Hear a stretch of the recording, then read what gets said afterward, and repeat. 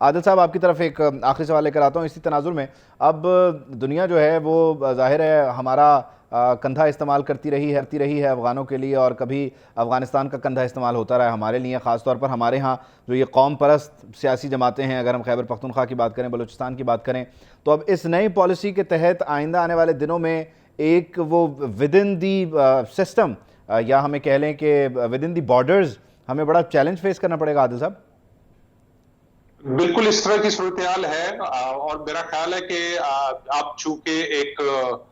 قیادت کو، چاہے وہ ملٹری اسٹیبلشمنٹ ہو یا دوسرے پولیٹیکل اسٹیبلشمنٹ ہو، اس کو اس چیز کا احساس ہو گیا ہے کہ ہمیں اپنے اندر بھی، اور ہمیں جو ان کے جو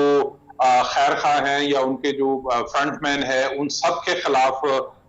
جو ہے وہ ایک ایکشن لینا ضروری ہے. اور میں آپ کو بتاؤں، اسلام آباد کے اندر بہت سارے ایسے کاروباری مراکز ہیں جہاں پر افغان کھلے عام کاروبار کر رہے ہیں، اور وہ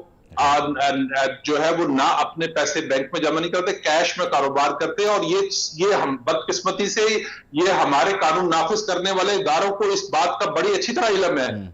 کہ اسلام آباد جیسے شہر کے اندر جو ہے وہ اس طرح کی جو ہے وہ کاروباری سرگرمیاں چل رہی ہیں. تو یہ پورے ملک میں اسی طرح کی صورتحال ہے، چونکہ ان کے پاس بلیک میں پیسہ بہت ہے. یہ اسی وجہ سے جو ہم نے دیکھا تھا کہ جو ڈالر کے مقابلے، جو ڈالر کی تیسری جو بلیک کرنسی مارکیٹ جو ہم نے دیکھی، وہ صرف اسی وجہ سے ہے کہ یہ بارڈر کے اوپر